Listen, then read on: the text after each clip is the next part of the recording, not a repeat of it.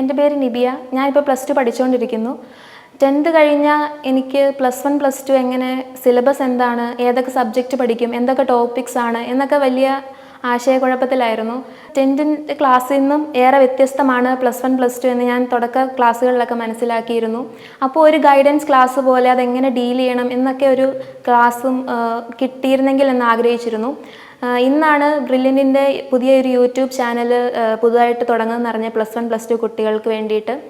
ബ്രില്യൻറ്റിനല്ലാതെ നീറ്റും JEE പിന്നെ ഒരു junior ചാനലൂടെ ഉണ്ട്.